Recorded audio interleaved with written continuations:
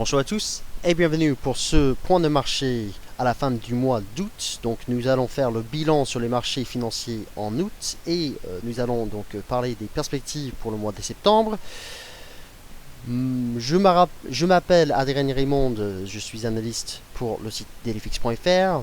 Donc quotidiennement, je fais des analyses sur le forex, donc les devises, sur les indices boursiers, sur les matières premières. Vous reconnaissez probablement mon visage parce que je publie des analyses partout sur les sites d'internet, les sites de bourse en langue française.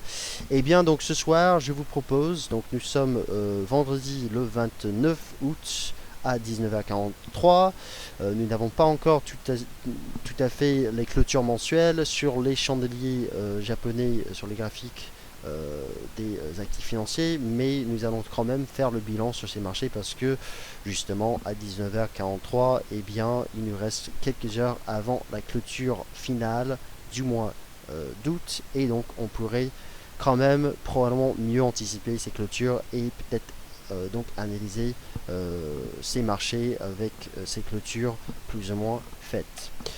Avant de voir donc cette vidéo qui va durer à peu près 30-40 minutes, j'aimerais donc vous rappeler les risques liés au trading, donc les risques que vous avez sur le marché lorsque vous tradez sur les marchés financiers, que ce soit des devises, des produits CFD, des futurs ou autres. Eh bien vous avez un risque à gérer. Les informations durant cette vidéo, ce point de marché, ne constituent en aucun cas des conseils d'investissement. Donc ces informations sont justement des informations à titre indicatif et donc vous devez être conscient des risques lorsque vous tradez les marchés. Alors, on va commencer ce point de marché rapidement avec un bilan de ce que nous avons fait sur les marchés boursiers et aussi donc par la suite on va étudier le forex et on va finir avec le bilan pour les matières premières. On va commencer donc avec les indices boursiers. Voici le S&P 500 ou notre CFD chez FXM, le SPX 500. Donc c'est un CFD qui réplique l'indice boursier S&P 500. Depuis le début de l'année, et bien désormais, le S&P 500, puisqu'il est monté en août, gagne 8,26%. Nous avons ce mois-ci, et cette semaine justement, atteint les 2000 points sur le S&P 500. Et vous voyez déjà en fait depuis maintenant 4 jours, on cale un peu en dessous de ce niveau. Plus ou moins. Alors, qu'est-ce qu'on peut dire sur le S&P 500? Déjà, qu'est-ce qui s'est passé en août? Eh bien, en juillet, nous avons eu une forte correction. C'était surtout en fait un jour, c'était le 31 juillet. Nous avons eu une forte correction, ce qui nous a donné un retour vers une ancienne résistance devenue support sur le S&P 500. Il est tout à fait normal de voir une réaction sur le marché à ce moment-là, mais cette réaction nous a donné même un point bas et une nouvelle jambe de hausse sur le S&P 500, une forte impulsion et un retour donc sur les sommets précédents et même un dépassement pour atteindre les 2000 points. On va donc maintenant regarder donc d'autres indices boursiers. On peut comparer le S&P 500 avec d'autres indices, notamment les indices américains, donc le Dow Jones. J'ajoute en fait tous les CFD de FXM. Donc si vous tradez sur la plateforme de FXM, vous connaissez déjà les symboles de ces CFD. Donc le S30 c'est le Dow Jones, le NAS 100 c'est le Nasdaq 100. Je fais ceci, vous noterez sur le site tradingview.com. C'est un site qui travaille avec FXM, d'où la raison pour laquelle je peux donc afficher les graphiques des CFD de FXM ici. Alors donc voici les performances depuis le début de l'année sur les trois indices boursiers principaux aux États-Unis. Donc le S&P 500 ici qui gagne 8,25%. Le Nasdaq 100 qui gagne désormais 13,64% sur l'année, donc depuis le début de janvier, et le Dow Jones qui ne gagne que 3%. Il y a quand même, vous noterez, ça a commencé surtout, on va dire en mai, une divergence, ou pas forcément une divergence, mais des écarts énormes entre les performances de ces actifs. C'est-à-dire le Dow Jones, il sous-performe, il ne gagne que 3%. Si le Dow Jones repart à la baisse, par exemple, comme en juillet, eh bien, on pourrait très facilement revenir en zone négative sur l'année. D'accord? Donc vous voyez déjà, le Dow Jones, il travaille ses plus hauts précédents, il les a pas encore dépassés, comme le S&P 500.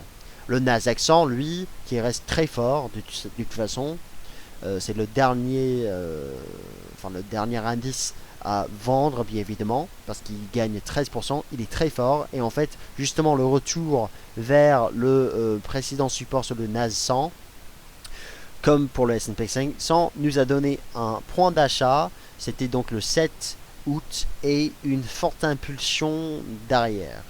Donc voilà. Donc des écarts énormes entre les performances des indices boursiers aux États-Unis. Qu'en est-il pour les indices européens? Eh bien, je vais ajouter maintenant les indices européens, le DAX, le GA30, le CAC 40, le FRAC 40, donc c'est le CFD de FXM. On va ajouter le FTSE 100, donc le CAC 100 ici. Et pourquoi pas l'IBEX 35. L'IBEX 35, donc l'indice l'indice espagnol plutôt. Je peux ajouter d'ailleurs l'indice italien, l'ITA 40, c'est le FTSE MIB. Et voilà. Alors il faudra en fait rapidement que je change un peu des couleurs parce que il y a pas mal de courbes qui se ressemblent. Donc je vais changer les couleurs rapidement. Je vais prendre quelques secondes pour changer les couleurs. Comme ça on pourrait étudier justement les performances de tous ces actifs sur le même graphique. Alors bien évidemment, comparer des actifs sur le long terme des indices boursiers, il y a des dividendes qui entrent en jeu, bien évidemment, mais sur un mois, par exemple, on peut regarder juste pour un mois, et même depuis le début de l'année, nous avons grosso modo des performances. On peut voir en fait quels indices, de toute façon, dividendes y compris, sous-performent ou surperforment. Alors donc, j'espère que c'est clair pour tout le monde ici, au niveau des couleurs. En gros, l'indice qui sous-performe ici, c'est donc le DAX, toujours. Le DAX perd 1,37% depuis le début de l'année. Malgré le rebond qui était quand même conséquent pour tous les indices en août, eh bien le DAX est toujours en zone négative. Donc ça c'est à rappeler, hein. Le DAX est toujours en zone négative. Ça c'est globalement l'impact de l'Ukraine, donc les sanctions justement sur la Russie qui impactent sur le moyen et long terme cet indice. Même s'il a rebondi, même si sur le très long terme il reste haussier, cette année, malheureusement, c'est un indice qui sous-performe. Donc, jusqu'ici, un mauvais vecteur d'investissement, le marché allemand. Ça dépend bien évidemment de votre point d'entrée, mais globalement, quelqu'un qui est investi depuis maintenant, je dirais 6-7 mois, bah, il ne gagne pas grand-chose. Donc, il valait mieux acheter plutôt le Nasdaq 100 par exemple. Lucas 100, donc le FTSE 100, il ne gagne que 0, alors quasiment 1%. Donc il a rebondi en août et cela a permis à l'indice anglais de revenir dans le vert sur l'année, mais il ne gagne que 1%. Donc c'est quand même une performance qui n'est pas exceptionnelle. Le CAC 40 est en vert ici et gagne 2%. Donc il y a quand même eu un très beau rebond du CAC 40 en août. On est passé des 4000, alors c'était donc quasiment les 4100 points, jusqu'aux 4400 points. Donc on a gagné 3%, excuse-moi, 300 points plutôt, excuse-moi, 300 points en août. C'était vraiment une belle progression du CAC 40 qui s'est effectuée justement ces 2 dernières semaines surtout. Il y avait une forte impulsion derrière le CAC 40. Ici, c'est donc le FTSE MIB et en rouge l'IBEX 105. Donc ces deux indices gagnent maintenant à peu près 7,9%. Donc nous avons toujours en zone euro, enfin plutôt en Europe. Donc la zone euro, si on retire le FTSE 100 bien évidemment, nous avons en Europe en fait des actifs qui surperforment toujours en Espagne et en Italie. Toutefois, vous noterez en fait que à partir cet été, il y avait quand même des écarts énormes à partir du mois de juin, avec ses actifs. Par exemple, le FTSE MIB, il gagnait à un moment donné près de 19%, et en fait, il a quand même retracé une belle partie de ses gains. Donc, on est passé de plus 19% à quasiment zéro en août. Donc, pendant 2 mois, on a eu une forte baisse de cet indice. Je ne sais pas si la baisse est terminée, mais vous voyez que quand même, force est de constater que ces deux marchés, marché espagnol et italien, surperforment. Donc voilà, pour ces marchés, on peut ajouter en fait toujours notre indice asiatique que nous étudions chez DailyFix, chez FixM, le JPN 225, c'est le Nikkei 225, l'indice japonais, qui malheureusement est toujours dans le rouge, moins 5% toujours. Donc c'est l'indice qui sous-performe encore, même si cela fait 3 mois qu'il progresse. Ça fait quand même une perte sur l'année parce qu'il a commencé l'année 2014 très haut. Voilà donc pour les performances de ces indices. On peut regarder maintenant sur le mois d'août. Voici donc ces mêmes performances et vous voyez donc quels indices surperforment, sous-performent. C'est toujours alors c'est en l'occurrence le Nasdaq 100 qui reste quand même l'indice le plus performant. Ensuite, il y a le S&P 500. Ensuite, le Dow Jones. Donc les indices américains en août étaient les plus forts avec le Nasdaq 100 qui a gagné 3%. Donc on a touché quand même les 3% en termes de performance. Pour l'indice le plus faible, c'était cette fois-ci, vous remarquerez la différence entre un mois et depuis le début de l'année, le FTSE MIB et l'IBEX 35 qui ont sous-performé. Donc le FTSE MIB a perdu 2,70%. D'accord. Donc ces actifs-là avaient gagné pas mal au début de cette année, donc durant le premier semestre, et ensuite nous avons des prises bénéfices sur ces marchés qui étaient surétendus au profit, on va dire, de d'autres marchés, des marchés qui tiennent beaucoup plus, le Nasdaq 100, d'autres marchés en Europe également, le CAC 40, pas forcément le DAX, mais voilà. Donc vous voyez que les performances ne sont pas super. Le CAC 40, donc ici en vert encore une fois, c'est le CAC, eh bien gagne 0,70%. Et vous noterez qu'il est juste en dessous des indices américains. Donc ça veut dire que le CAC 40 finalement en août, il était très fort au niveau des indices européens. Avec bien entendu le FTSE 100. C'est quand même quelque chose qu'on ne voit pas forcément tous les jours, où le CAC 40 est le plus fort. Surtout quand on compare le CAC 40, l'écart entre le CAC 40 et le DAX. Donc le DAX qui est qui est ici, donc qui perd sur le mois d'août 1,65%. Voilà.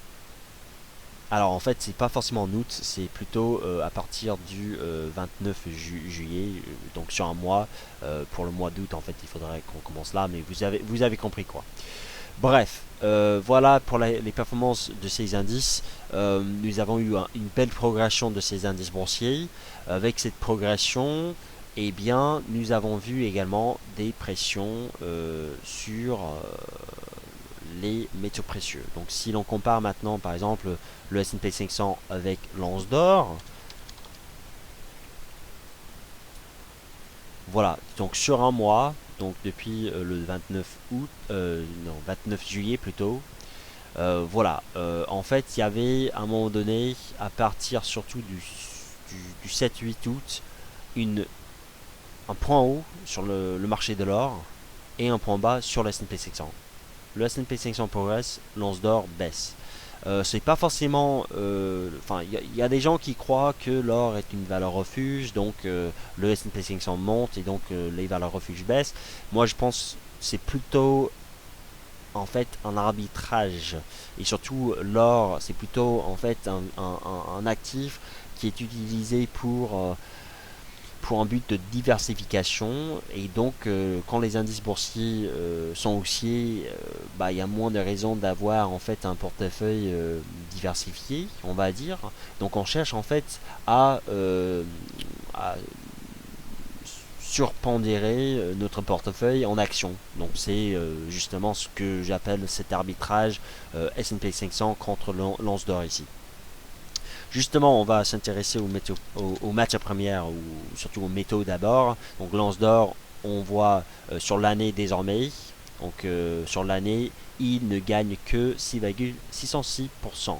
Il est quand même en hausse sur l'année, mais il ne fait pas grand chose depuis un moment. Et depuis le mois de juillet, il poursuit une baisse, vous voyez, donc cette baisse ici. C'est pas une forte impulsion baissière comme en mai dernier, mais voilà, nous avons quand même des creux descendants et des sommets descendants.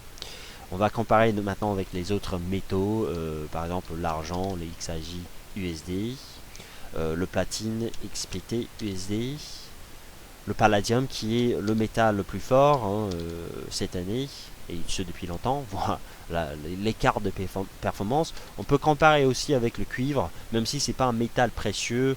On va ajouter le cuivre juste pour avoir une idée. Donc sur l'année, désormais, à la fin du mois d'août, nous avons des performances que vous voyez ici. Je vais changer juste la couleur ici pour avoir une meilleure idée de l'actif dont on parle. Pareil ici, on va mettre cela en rouge. Et ici, on va mettre cette courbe plutôt en orange. Voilà. Non, plutôt, excuse-moi, plutôt comme cela. Voilà. Alors, donc l'actif qui surperforme, c'est bien entendu le palladium qui est très fort, qui gagne 27%. Donc ça, c'était un très beau trade cette année d'acheter le palladium. Pourquoi le palladium est haussier? Ça, c'est une bonne question. Les gens qui ne connaissent pas forcément ce métal ne savent pas pourquoi il monte autant cette année. Ce métal, de toute façon, c'est un métal qui est assez rare. Donc, il y a déjà en fait des incertitudes souvent au niveau de la production, l'offre sur ce métal. Donc, ce métal est principalement produit en Afrique du Sud et en Russie. Alors, qu'est-ce qui se passe cette année? Eh bien, nous avons tout simplement des sanctions en Russie. Des incertitudes au niveau de justement l'Ukraine, la Russie, au niveau de l'impact que ces tensions peuvent avoir, ces incertitudes au niveau de la géopolitique, les impacts que cela peut avoir sur l'économie réelle et notamment sur les échanges bilatéraux entre différents pays. Et en effet, nous avons eu déjà des sanctions contre la Russie et vice versa, donc en Europe et aux États-Unis. Et donc le palladium qui est quand même exporté par la Russie, produit par la Russie, eh bien il en profite. Donc il monte pas mal. C'était surtout à partir du mois de mars que nous avons eu une forte progression de ce métal. Donc cela peut expliquer en partie cette hausse de ce métal du fait en fait des incertitudes au niveau de l'offre dans le monde. Voilà.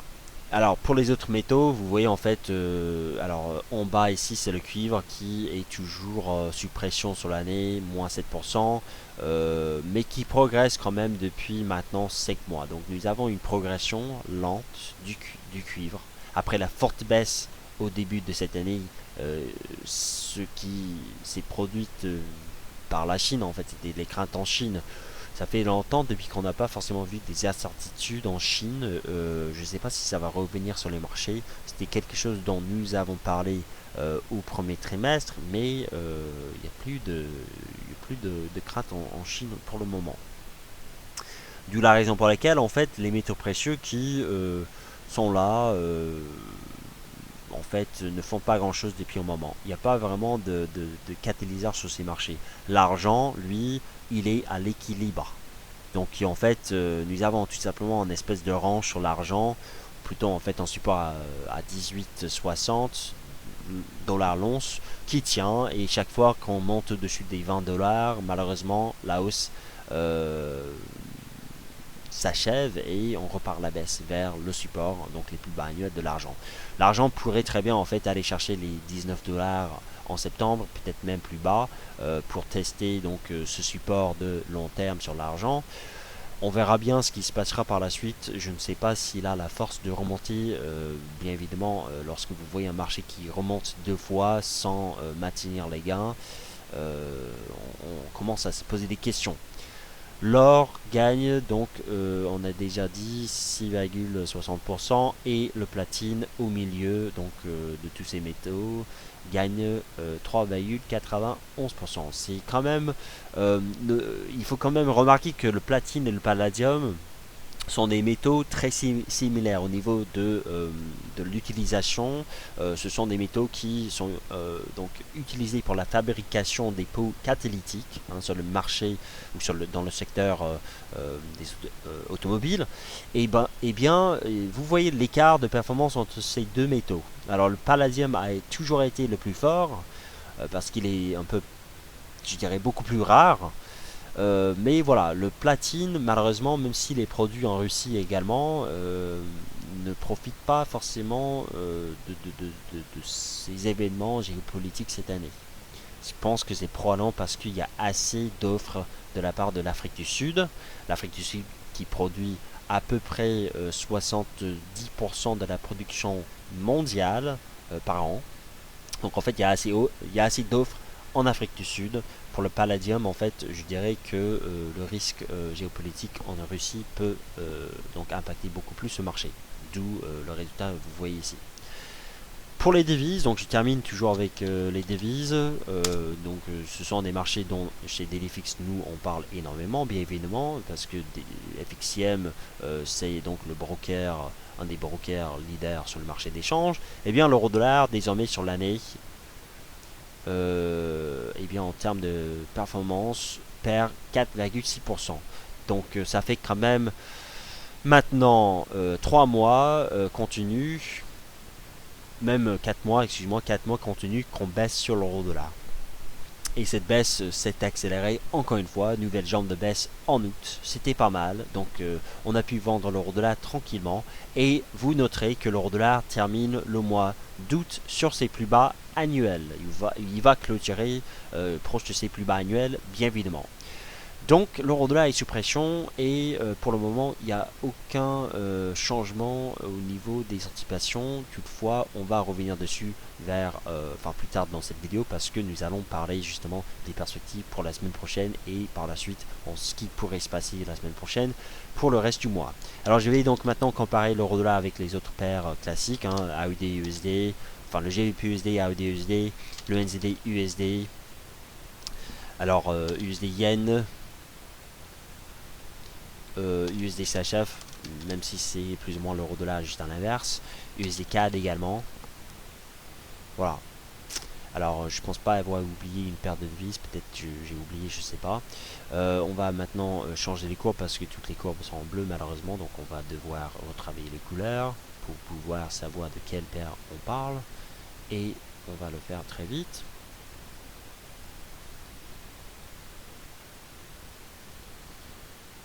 Ok, ça va, là, on va choisir là.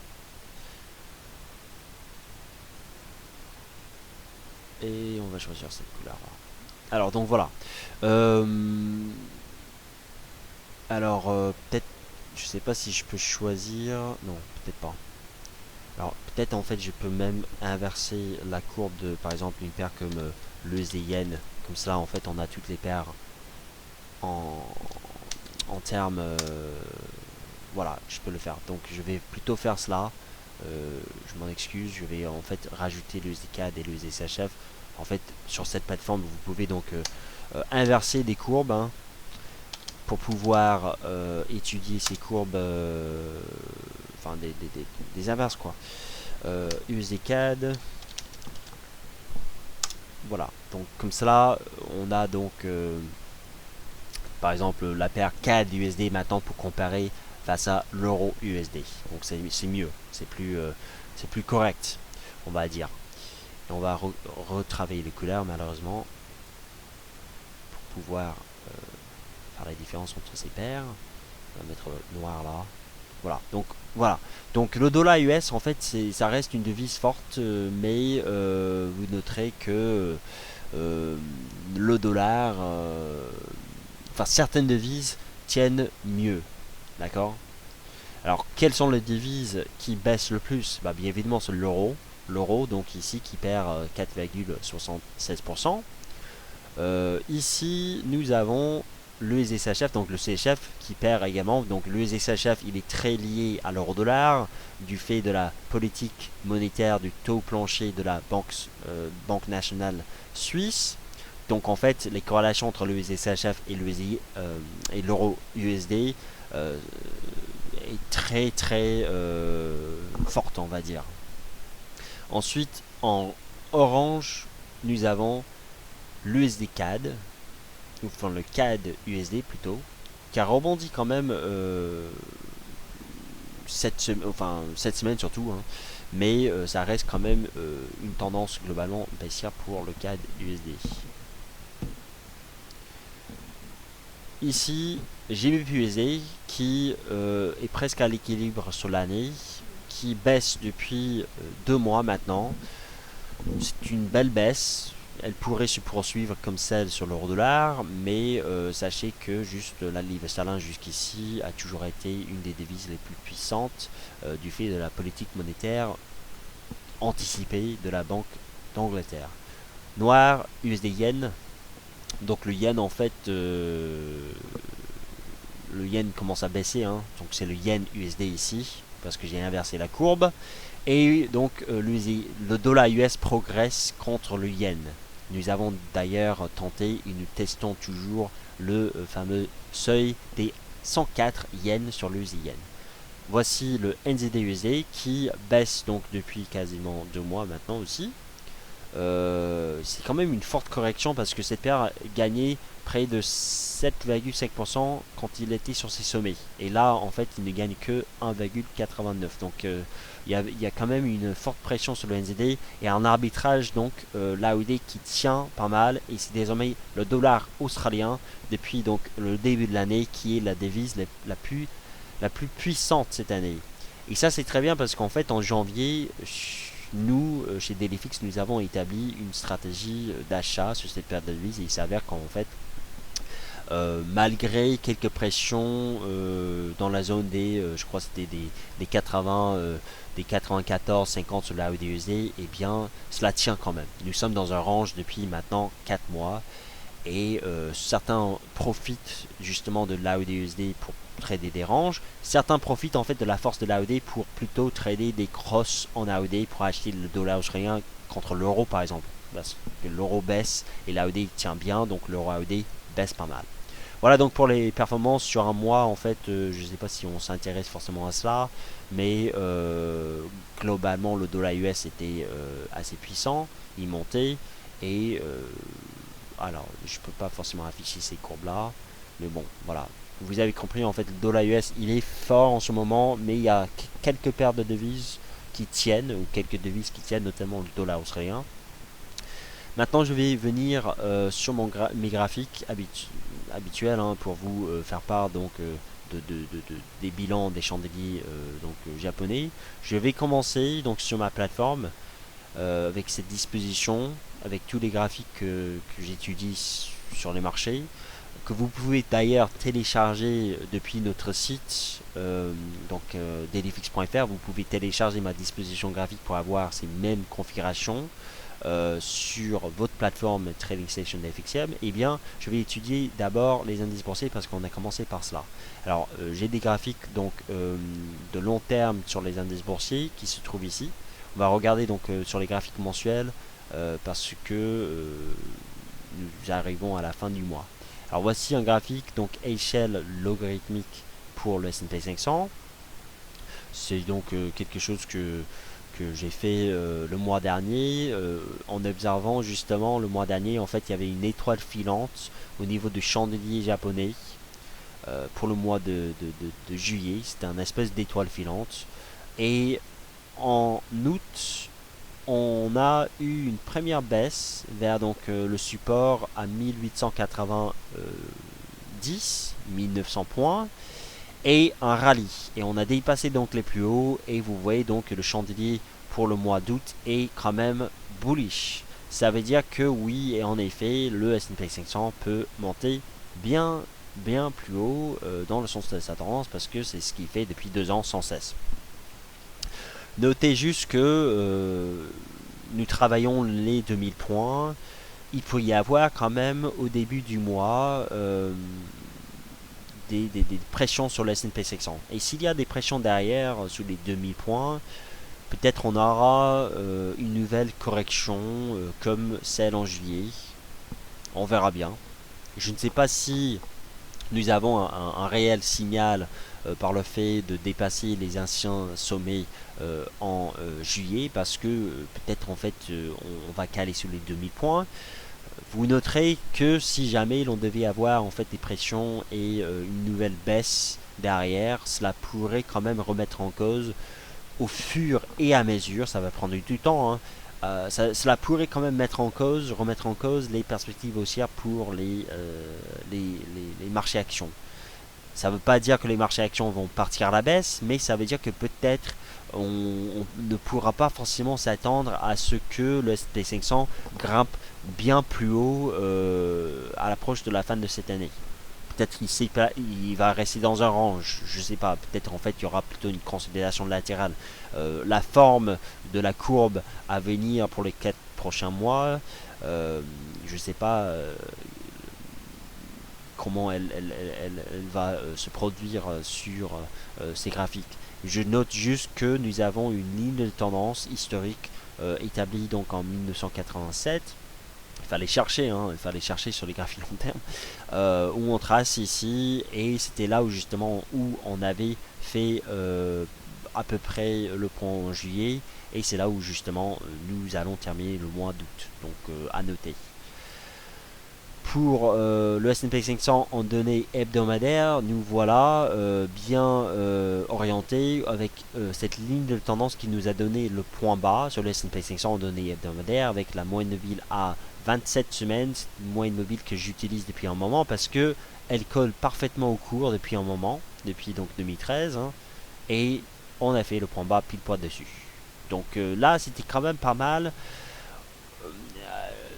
Très honnêtement, C'était prévu que les indices rebondissent sur leur support au début du mois, mais je ne pensais pas forcément qu'on allait voir une telle impulsion derrière. Je ne pensais pas qu'on allait forcément monter en ligne droite sans avoir un moment d'incertitude, peut-être en fait où on rebondit, on travaille un petit peu la zone avant d'aller plus haut. Parce que force est de constater que chaque fois que le S&P 500 baisse, il est vrai qu'il revient sur un support, notamment cette ligne de tendance et cette moyenne mobile, et il fait quoi dessus? Eh bien, il fait des chandeliers de retournement. Marteau ici, ce n'est pas un marteau, mais c'est quand même une belle mèche basse, et par la suite on rebondit, et par la suite, bah voilà le résultat.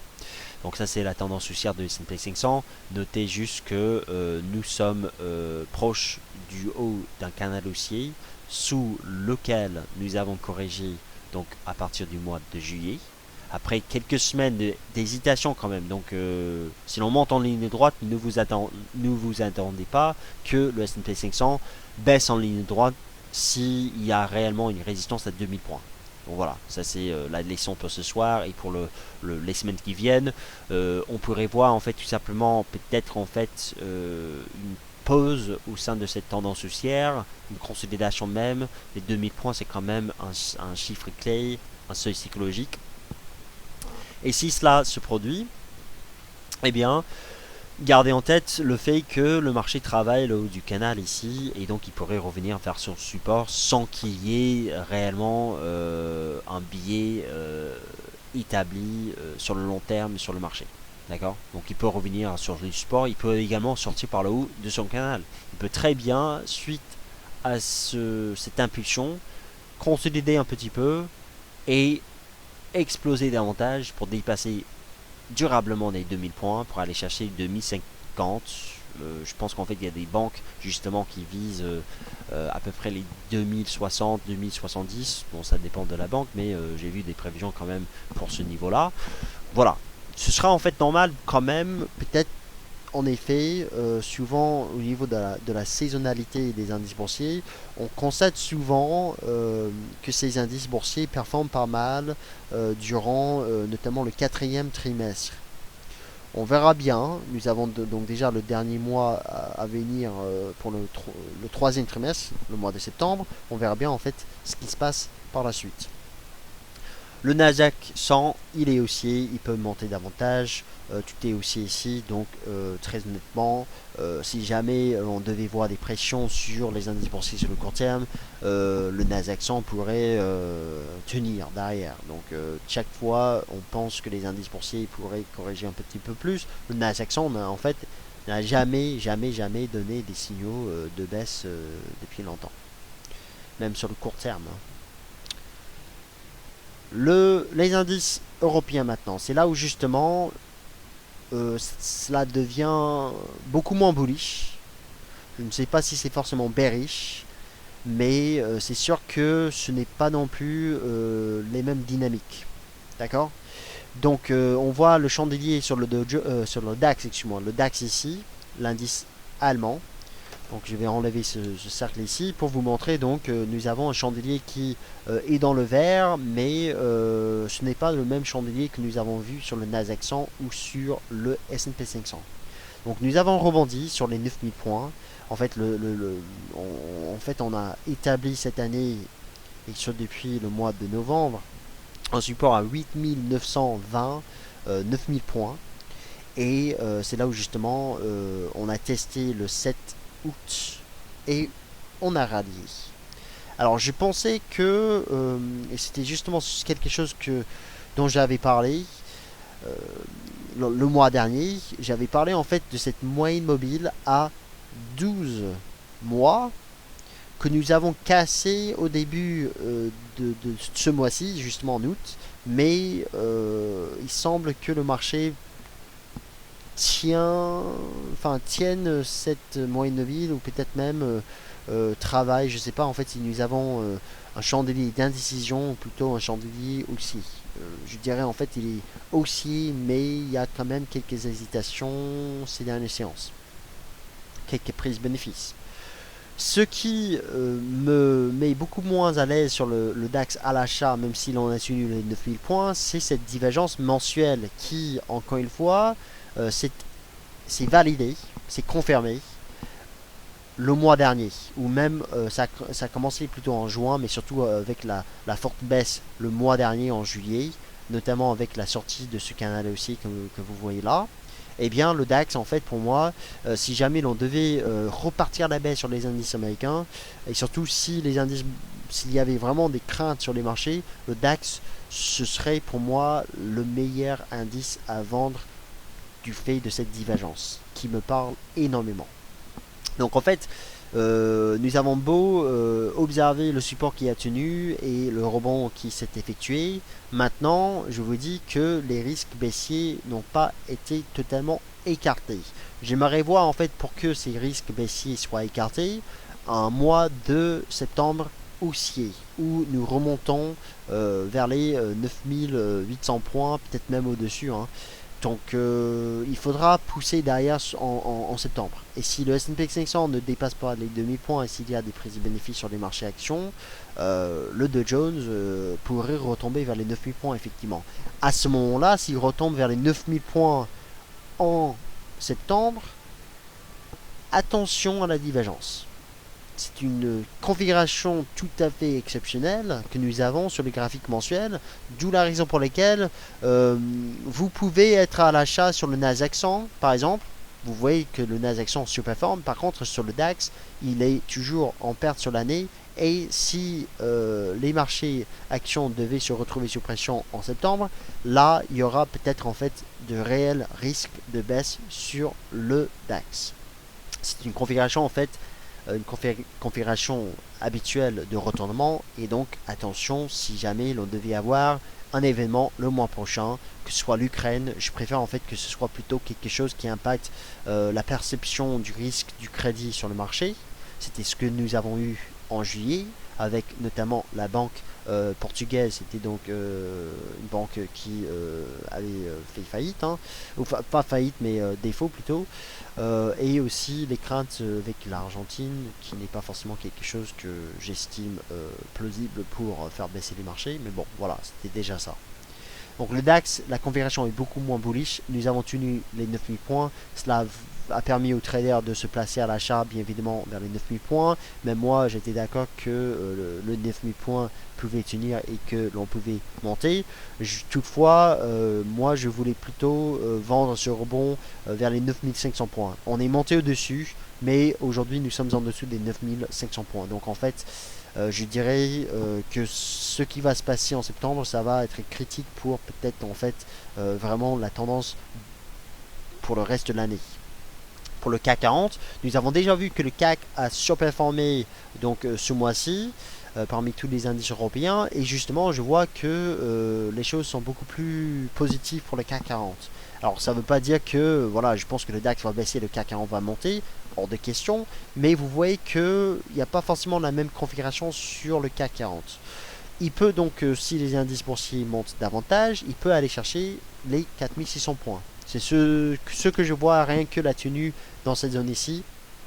Donc moi j'ai essayé de viser, et je vous l'ai dit, je vous l'avais dit en fait au début du mois, je voulais viser en fait jusqu'à 4060 points avant de changer de direction sur le marché. En fait, il s'agit d'une zone 4050, 4100 points. Donc on s'était arrêté, on a fait le point bas à 4100 points. Donc voilà, on a fait vraiment le point bas à 4100 points et ensuite on remonte depuis. Donc on n'a pas eu les 4060, mais vous avez compris que c'était la zone ici, et donc nous avons plutôt arrêté de baisser vers la fourchette, le haut de la fourchette ici. Le CAC, donc, il travaille sa moyenne mobile à 12 mois, qu'il a cassé à la baisse le mois dernier. Donc, il faudra maintenant, en fait, accélérer à la hausse. Donc, dépasser les 4400 points le mois prochain pour aller chercher potentiellement jusqu'à 4600 points. S'il dépasse, de toute façon, les 4400 points, je pense qu'en fait, on va aller chercher les 4600 à nouveau. Je pense que ce sera possible. Maintenant, voilà, vous avez noté que je suis beaucoup plus prudent sur le DAX, et pour le CAC, en fait, je vois que les choses sont beaucoup plus positives. Donc, réellement, pour les stratégies à engager, ça va dépendre des événements fondamentaux le mois prochain. Les événements fondamentaux, vous avez d'ailleurs la semaine prochaine la BCE qui va donc impacter ces marchés européens, bien évidemment. Pour le FTSE 100, bah, on remonte vers la zone de résistance ici. Donc là, je dirais en fait, c'est vrai que le chandelier en août est assez bullish. C'est vrai qu'on tient jusqu'ici cette moyenne mobile. Alors je vais retirer ces lignes de tendance pour que vous puissiez voir. C'est vrai qu'on tient cette moyenne mobile à 12 mois. Donc le support tient jusqu'ici. Nous sommes coincés entre un support et une résistance. Alors, ce qui va se passer par la suite va être très intéressant, parce qu'à un moment donné, un des deux camps, les bulls ou les bears, vont emporter sur l'autre. Et je ne sais pas dans quelle direction on va partir. Soit on va exploser cette résistance, et il va y avoir en fait déjà des stops qui sautent ici, et donc une forte impulsion, et le rallye va continuer. Soit on va échouer sur la résistance et on va chuter en direction des 6100 points. Je croyais qu'on allait partir à la baisse justement au début du mois d'août, parce que on était donc dans le rouge encore, on était en dessus de la moyenne mobile à 12 mois, mais on est remonté, d'où l'importance justement quand vous analysez les chandeliers japonais d'attendre toujours une cassure confirmée, donc en clôture mensuelle ici en l'occurrence. Le RSI, justement, j'aimerais voir ce qui se passe si le RSI baisse et casse son support. Cela pourrait annoncer justement derrière une baisse jusqu'à 6100 points, mais ce sera en fait certainement après septembre. Donc un peu indécis. C'est vraiment là où on joue les convictions. Si vous pensez réellement que les marchés vont partir à la baisse, et de toute façon vous voyez c'est un range ici, et eh bien là cette remontée pourrait vous permettre de vendre le marché en septembre. L'IBEX 35, il a fait une belle mèche basse, il est parti vraiment fortement à la baisse en août, mais il a tout retracé et il termine le mois d'août quasiment inchangé, même un petit peu dans le rouge.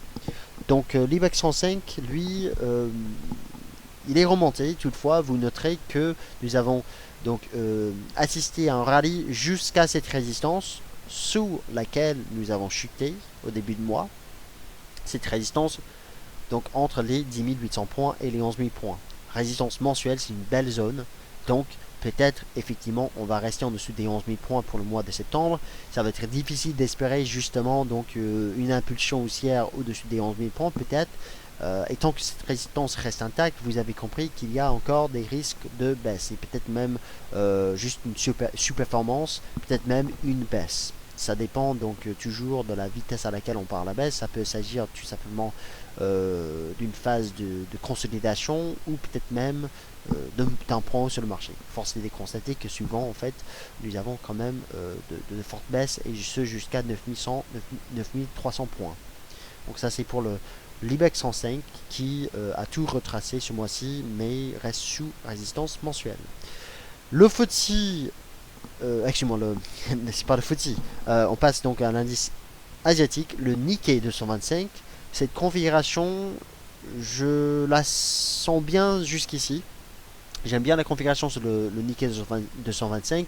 Nous sommes sous cette résistance mensuelle, long terme, très long terme même, en place depuis 1991. Donc inutile de vous dire que c'est là la raison pour laquelle ce marché ne fait pas grand chose depuis plus d'un an. C'est parce qu'en fait en avril 2013 on a testé cette résistance et ensuite on a essayé de grimper au dessus, mais réellement en fait on peut établir cette résistance dans cette zone là. Donc janvier on a échoué sur cette résistance et on y est encore. Le Nikkei 225, vous avez compris, risque éventuellement s'il ne dépasse pas s'il ne revient pas dans le vert sur l'année, s'il ne dépasse pas ses plus hauts annuels, eh bien, il risquera effectivement de consolider et de corriger fortement peut-être même.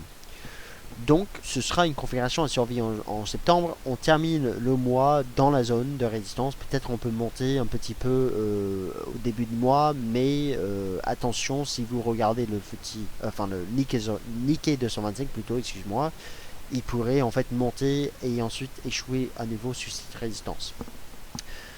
Notez que nous sommes là.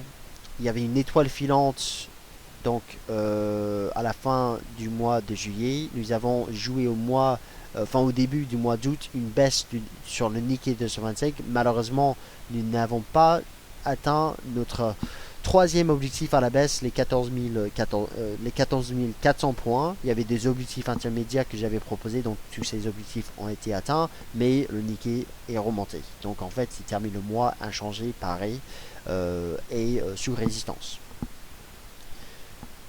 Hang Seng, c'est le dernier indice que je vais commenter parce qu'il est intéressant ici. Il cale sous ses sommets de 2011. Alors, je ne sais pas s'il s'agit d'une forte résistance, mais vous voyez déjà que le Hang Seng reste sous résistance en août. Donc, finalement, peut-être qu'il va repartir à la baisse pour le mois de septembre. En données journalières, d'ailleurs, je pense avoir repéré une divergence. On va vérifier cela. Je pense avoir vu une divergence, peut-être.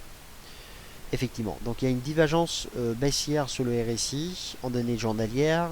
Vous avez compris, donc le Hang Seng ne confirme pas le dépassement de ses plus hauts de 2011, reste officiellement en dessous de sa résistance et donc pourrait potentiellement repartir à la baisse avec cette divergence ici. Donc surveillez le Hang Seng. C'est un indice volatile.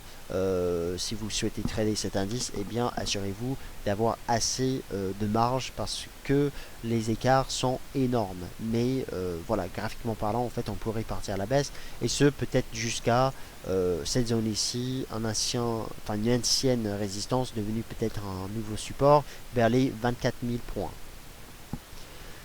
Le Forex maintenant, donc je vais revenir sur ma disposition et je vais donc maintenant étudier les tendances long terme sur le Forex. Alors ça c'est les paires en yens, pour le Forex c'est ici plutôt. Je vais commencer bien entendu avec l'euro-dollar qui donc affiche là, donc 1, 2, 3, 4, 5, 6, 7e semaine de baisse, donc 7e semaine consécutive de baisse. Là, vous voyez que nous arrivons à la fin de ce mois, donc vers un niveau clé, vers les 1,31, 31,20. Alors la semaine prochaine nous avons la BCE. Euh, la tendance est baissière, on le sait déjà, et très honnêtement sur le long terme, tous les rebonds sur l'euro-dollar devraient être contenus. Et on devrait en fait vendre l'euro-dollar, ces rebonds pour viser en dessous des 1,30 à terme.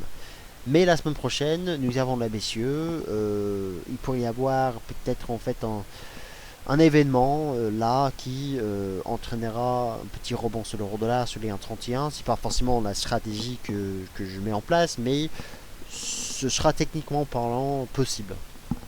Alors, qu'est-ce qui pourrait favoriser justement un rebond de l'euro-dollar sur les 1,31?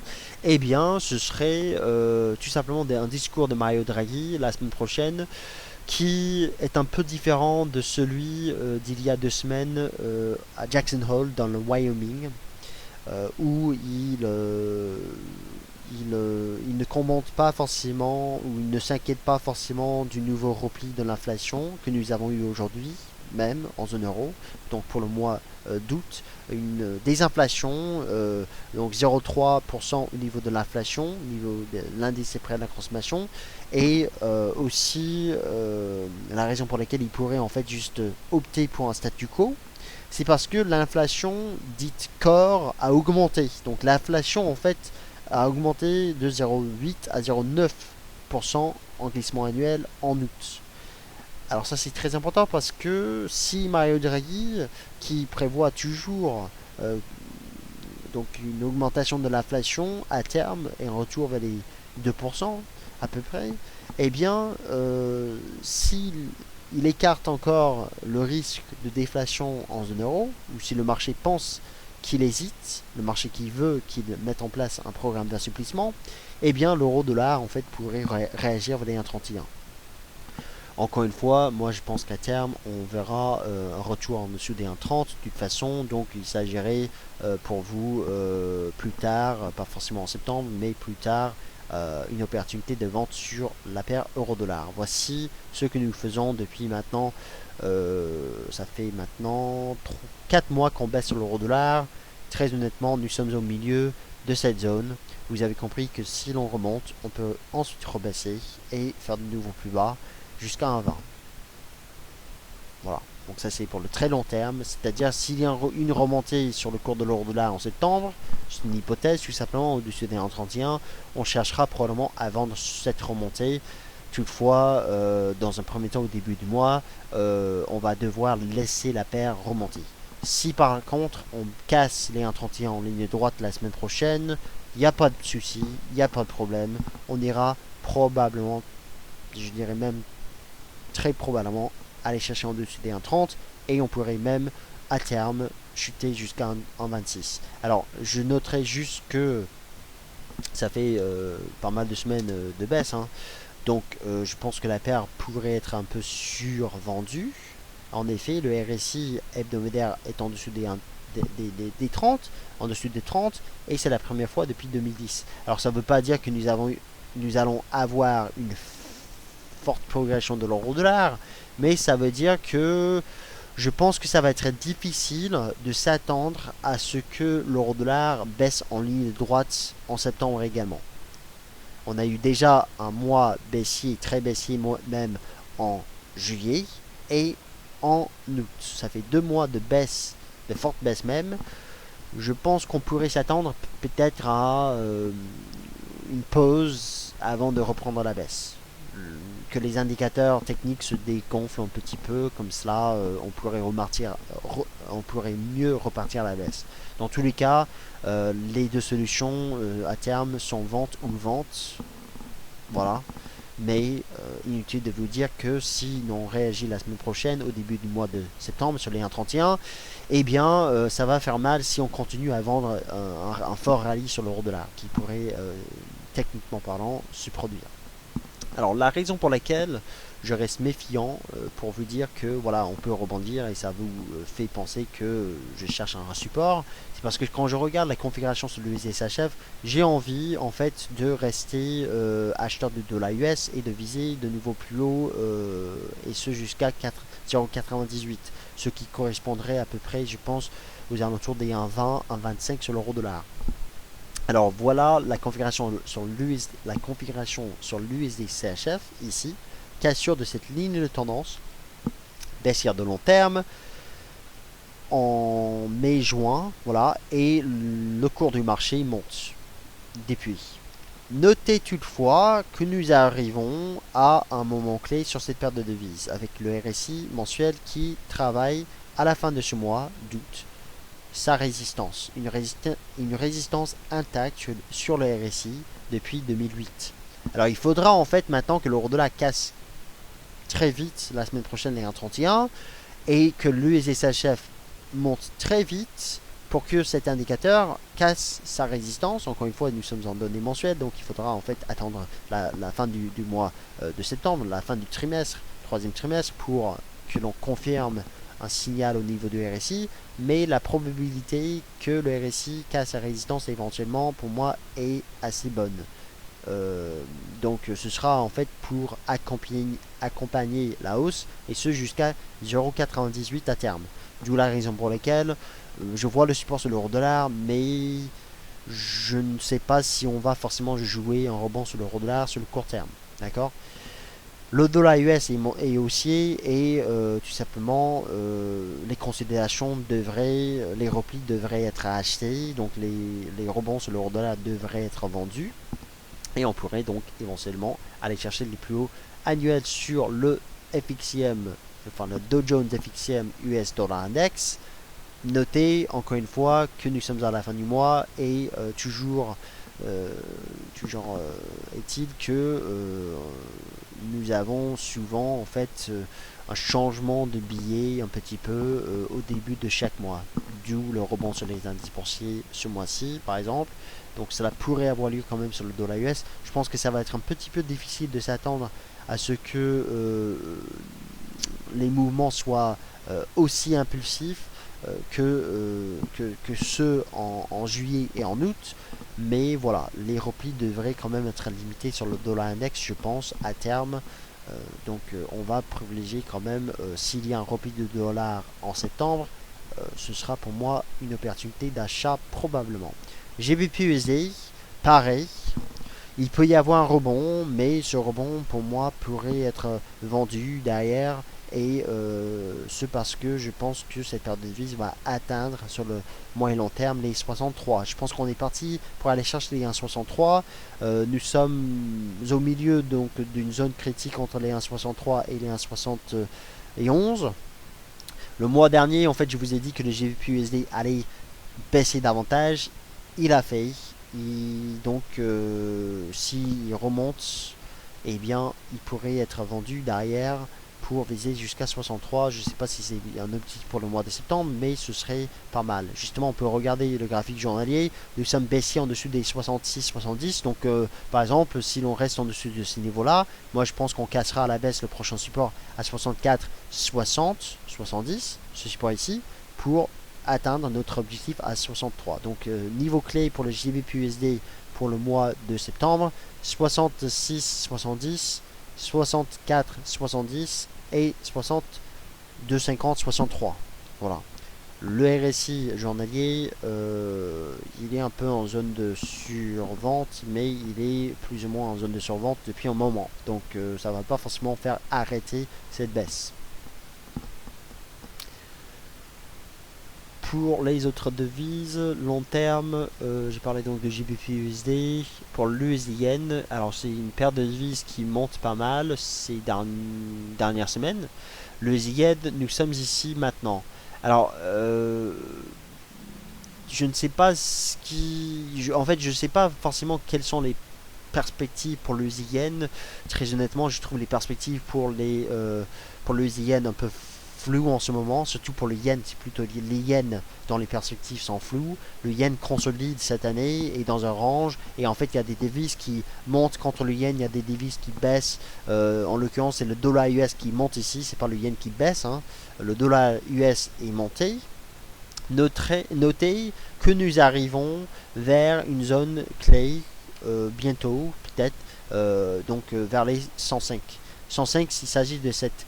Alors, vous voyez même pas en fait cette ligne de tendance de très long terme ici, qui a été testé uniquement 2 fois, donc il faudra en fait un troisième test. Et en fait, je note aussi le niveau de Fibonacci, ou les niveaux de Fibonacci que nous avons testé à la fin du mois de décembre, ce qui nous a donné en fait la correction des paires en yen, le yen notamment, à 105,50. Donc retracement de Fibonacci ici, donc il s'agit du 61,8% et retracement ici, donc de cette baisse ici entre 2002 et 2011 à 50%. Donc quasiment le même niveau. Donc entre 35 et 57, ce serait une zone à surveiller. Je ne sais pas si on va aller chercher cette zone. Je note juste que le yen en fait il travaille les 104. Si l'on casse à la hausse la semaine prochaine par exemple les 104, eh bien oui on pourrait aller chercher cette zone à nouveau. Et il faudra faire énormément attention à ce moment-là parce que vous avez vu les résistances mensuelles dessus. Les perspectives toutefois pour le yen sont neutres et resteront probablement neutres.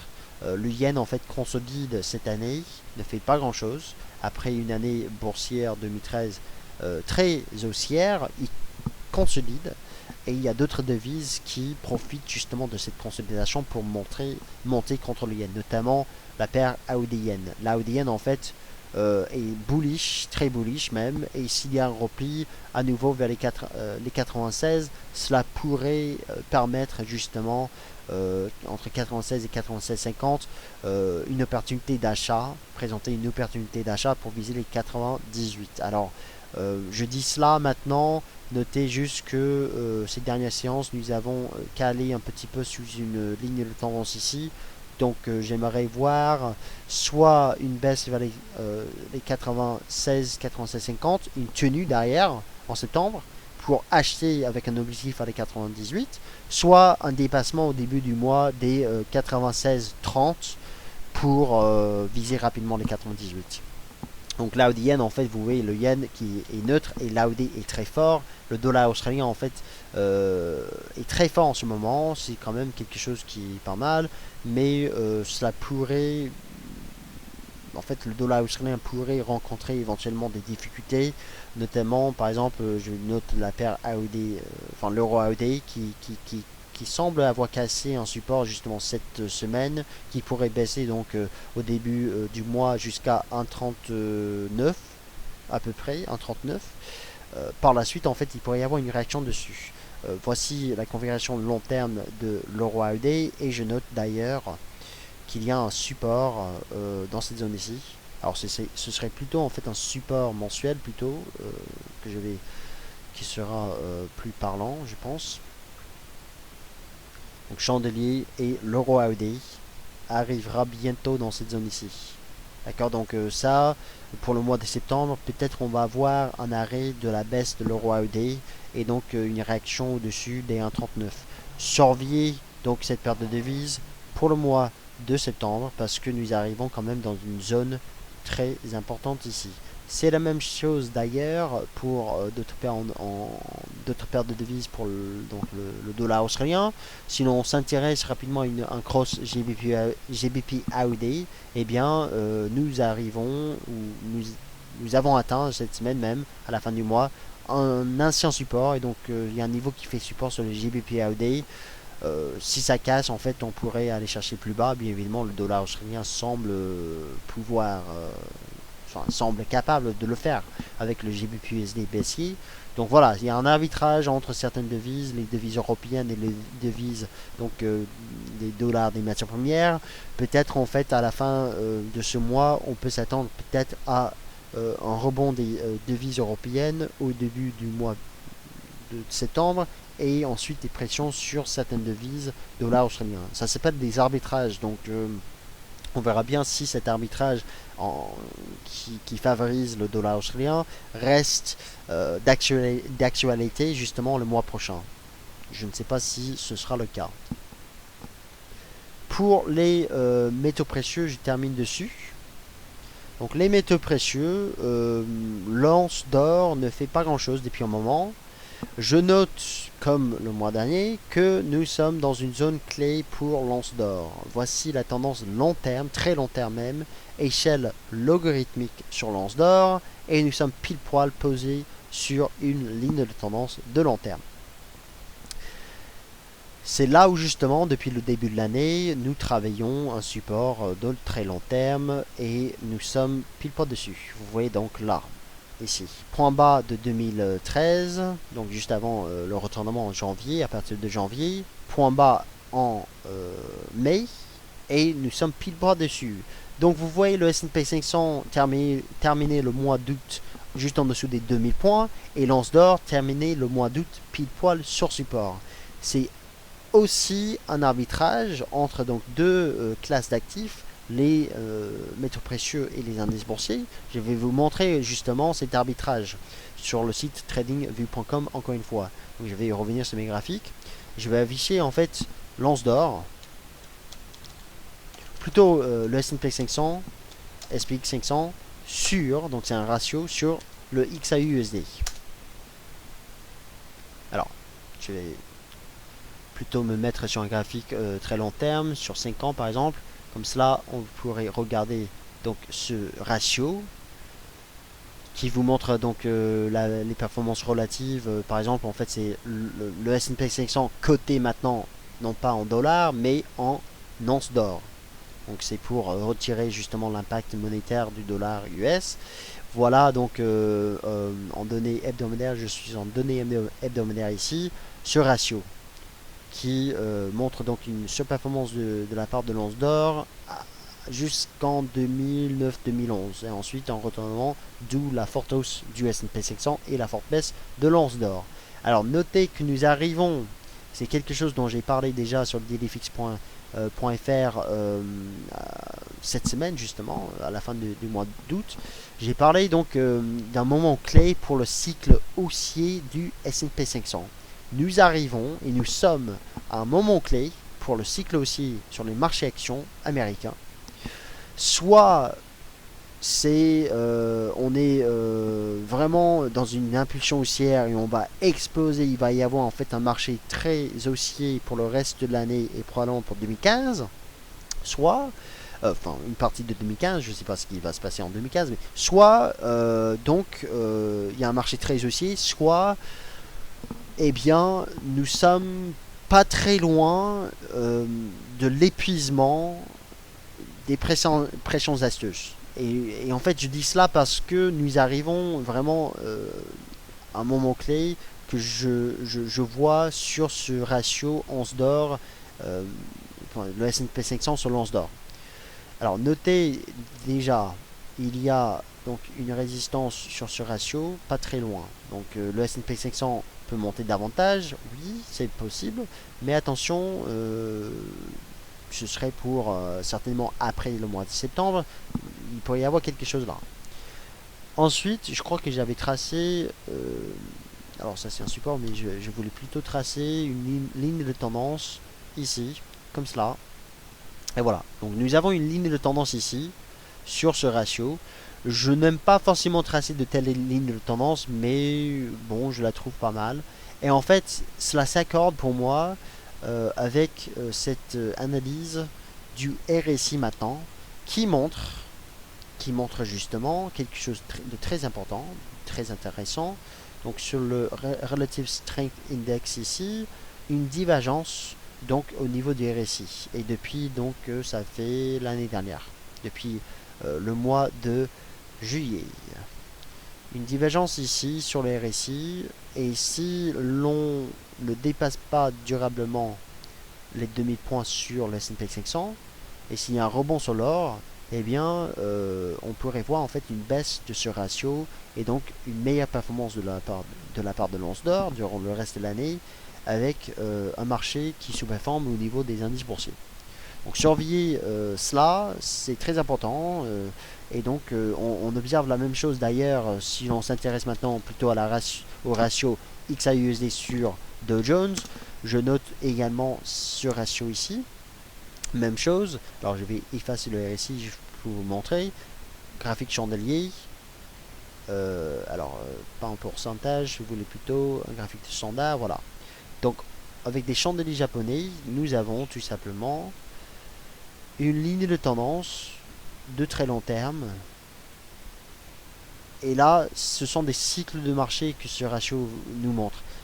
Durant 2007, entre 2007 et 2009, c'était donc l'once d'or qui montait très vite le Dow Jones qui baissait. Et à partir de 2011, eh bien, c'est l'once d'or qui sous-performe, voire même il baisse, et le Dow Jones monte. D'accord? Le Dow Jones montait entre ici et ici aussi, mais c'était l'once d'or qui montait davantage, et en fait, il y avait aussi une divergence entre ce point ici et ce point là. Nous arrivons donc dans sur un moment clé, au niveau des cycles de marché pour le marché action et les métaux précieux. Soit l'once d'or va rester baissier et il va éventuellement baisser en dessous des 1250, le Dow Jones et le S&P 500 et tous les indices vont monter davantage, auquel cas ce ratio va casser son support et on va avoir vraiment de très beaux trades au niveau des indices boursiers à l'achat, bien évidemment, à l'achat sur les indices boursiers pour jouer donc une poursuite de la forte hausse de ces actifs. Ou bien nous arrivons encore une fois à une situation d'essoufflement, d'épuisement de ces pressions sur ces marchés, donc pression baissière sur l'once d'or et pression acheteuse sur les marchés actions. Donc surveiller cela, c'est clé. Et je vous dis maintenant, si je reviens sur mes graphiques, donc Market Scope 2.0, donc l'once d'or ici, ligne de tendance de long terme. Nous avons également, je vais chercher mon graphique journalier pour vous montrer cette même ligne de tendance. Ici, voilà. Donc nous avons déjà commencé à rebondir. Toutefois, il y a une hésitation. Si vous voyez au début donc du mois de septembre, surtout la semaine prochaine, un dépassement des 1200, on va dire 93 dollars l'once, surtout en fait une clôture au-dessus des 1290 en données journalières, eh bien nous pourrions avoir un retour éventuel au-dessus des 1300 en septembre et par la suite un S&P 500 qui corrige en dessous des 2000 points et l'once d'or qui monte. Encore une fois, il ne s'agit pas d'un trade d'aversion au risque, mais plutôt un arbitrage. Il y a un arbitrage qui pourrait s'effectuer. Les opérateurs en fait qui préfèrent acheter l'once d'or et vendre ou sortir de leurs achats sur les S&P 500, diversification on va dire. Voilà, il ne faut pas confondre en fait les deux. Donc un trade d'aversion au risque et un trade qui s'agit tout simplement d'un arbitrage. Donc l'once d'or, on peut dire, on est vraiment dans une zone clé, difficile de dire si l'on va monter ou baisser. Si l'on casse à la baisse les 1270 points, je pense qu'on aura très probablement un signal de vente sur l'once d'or. Et donc pour les acheteurs de l'once d'or, il faudra absolument rester au-dessus des 1270 points, sous peine de voir une nouvelle jambe de baisse sur le moyen, voire même long terme sur ce marché. Pour l'argent, ça va être difficile d'espérer une remontée. Hier, en fait, par exemple, on avait une forte hausse sur le cours de l'argent, mais les vendeurs sont rentrés en dessous des 19,90 90 dollars l'once. Bref, si l'once d'or monte, l'argent va monter parce que les corrélations sont là. La corrélation entre ces deux actifs, elle est forte, mais l'argent reste officiellement baissier et en fait, il y aura un risque de baisse jusqu'à 18,60, 90. J'aimerais en fait revenir sur ces marchés plus tard parce que si l'argent baisse jusqu'à 19 dollars l'once, eh bien ça veut dire probablement que l'or va casser son support. Donc il faudra absolument que l'or reste au-dessus des 1270 dollars l'once en septembre pour que l'argent puisse éviter le pire. Et ce serait en fait une cassure des 18,60, ce qui va nous donner une nouvelle jambe de baisse sur ce marché. Pour l'objectif, je ne sais pas, je sais juste que si l'on devait passer fortement en dessus des 18,60 à terme, eh bien ce sera pour moi un signal de baisse sur ce marché. Voilà donc pour le bilan de ces marchés, les perspectives pour le mois de septembre. N'oubliez pas que nous sommes en fait dans des ranges, on va dire, sur certains indices européens. Les indices américains tiennent pas mal. Toutefois, 2000 points sera surveillé sur le S&P 500. Pour l'once d'or, il y a un arbitrage potentiellement même avec le S&P 500 et même entre l'once d'or et l'euro-dollar, l'once d'or coté en euros, il y a aussi peut-être un arbitrage. La configuration est beaucoup plus bullish. Vous voyez sur cet actif ici, le XAU heure ici, donc l'once d'or coté en euros, beaucoup plus bullish. D'ailleurs, vous aurez un trade si l'on devait dépasser les 985 euros l'once. Voilà, je vous remercie. La vidéo était un peu plus longue que prévu, mais c'est pas grave. Vous avez donc un point de marché pour le week-end et pour le début du mois de septembre. Nous allons donc certainement revoir quelques prévisions parce que c'est comme ça qu'on travaille sur le marché en fonction justement des chiffres macroéconomiques la semaine prochaine. La BCE, les NFP et d'autres statistiques bien entendu qui vont nous donner vraiment le tempo sur les marchés en septembre.